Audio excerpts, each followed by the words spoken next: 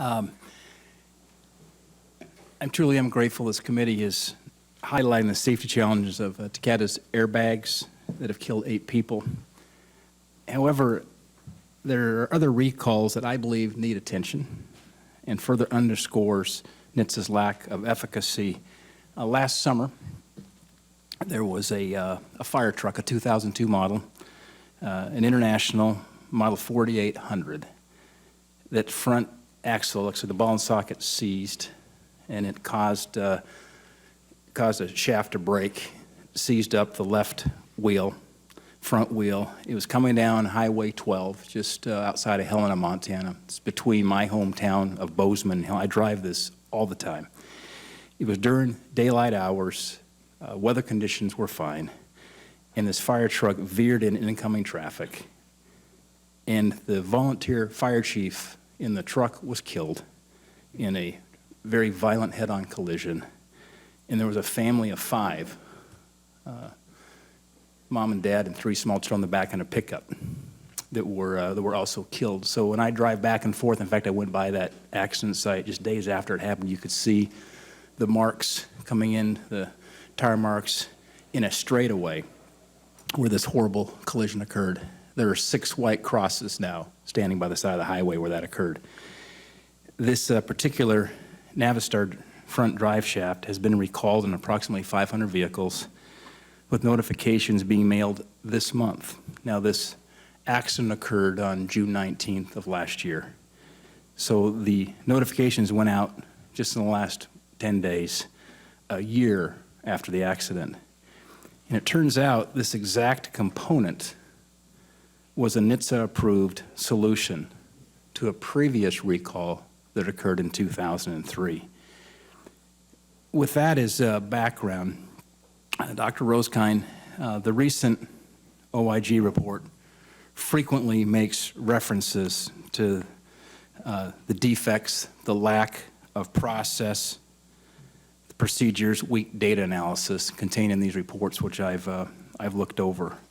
They've made 17 recommendations to ODI to improve early warning reporting data, improve data verification processes, to institute external reviews, and evaluate staff training needs, amongst other recommendations.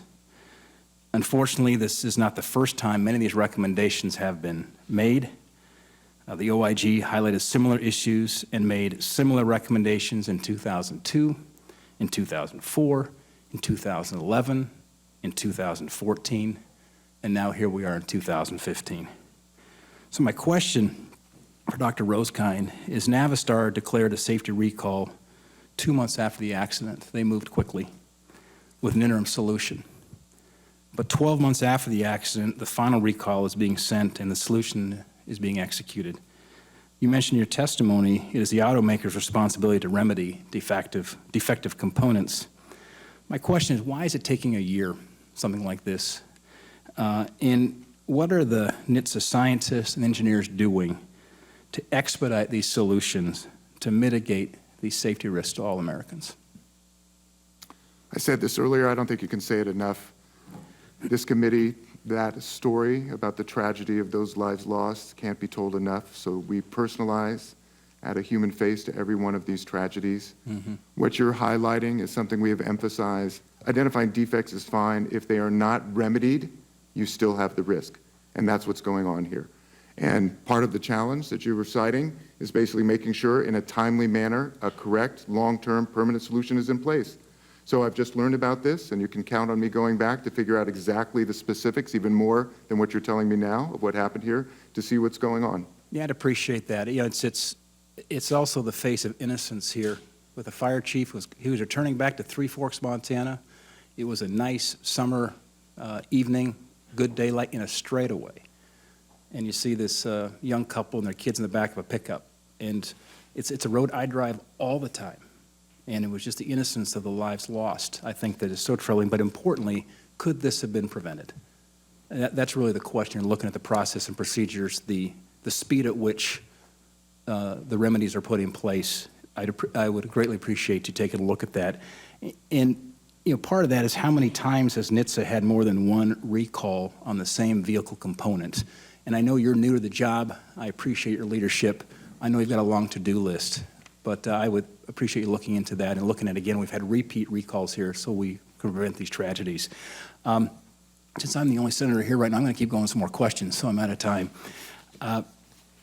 Mr. Scoville, does the Office of Inspector General maintain stats on how often components are recalled more than once? We do not. We did not include that as part of our current audit. We don't maintain that kind of database to begin with. Our current audits are, as you know, focused on the pre-investigative phase and not on the recall phase. Yeah, and I might suggest it's something to look at, because that's starting to look at the process, maybe the systemic challenges that exist today that, again, with the goal here being preventing these tragedies from ever happening again, the pain, these families now, the pain never goes away.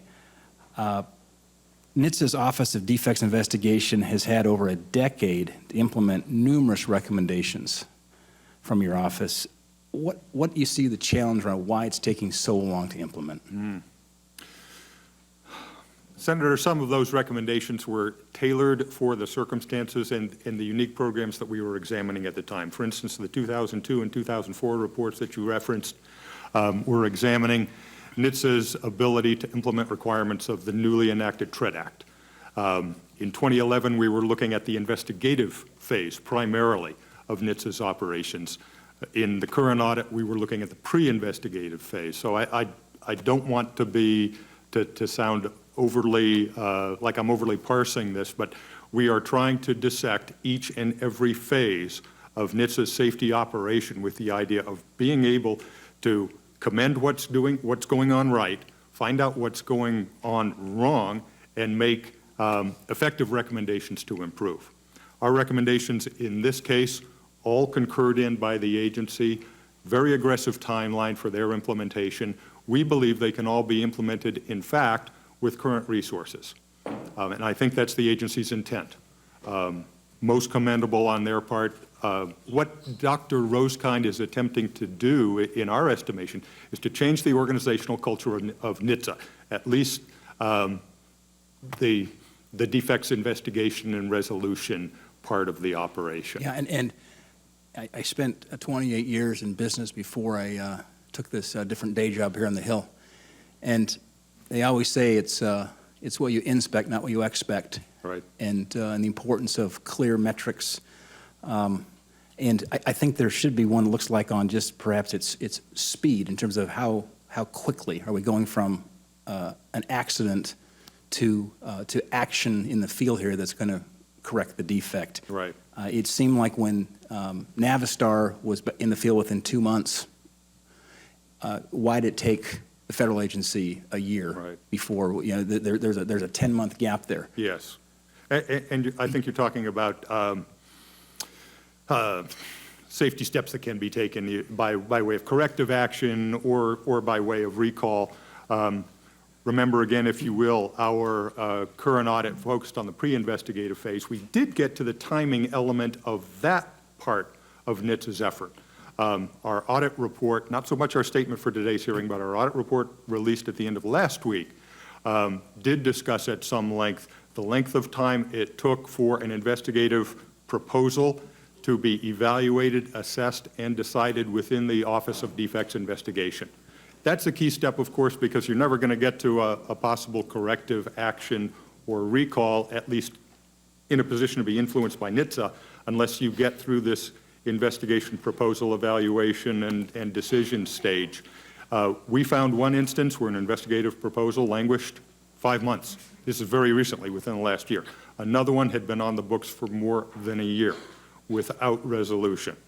There's a circuitous pattern for evaluation and discussion within the Office of Defects Investigation of some of these investigative proposals. But again, to pick up on Dr. Rosekind's opening remarks at this point, question assumptions. One of the assumptions that desperately must be questioned is how can we speed up the decision loop so that we can get to the decision to investigate sooner, and hopefully, upon investigation, get to a decision on corrective action Right. sooner. And I appreciate certainly the balance of ensuring we're thorough and we've properly identified the problem and how to mitigate the risk. Right. It just seems as though we're seeing a pretty big gap there, and I appreciate your efforts as well to change the culture, to look at ways we can move faster, and the senator and the chairman has just returned here. Mr. Chairman, I'm going to turn it back to you, but thank you for your thoughtful comments. Thank you to the Senator from Montana for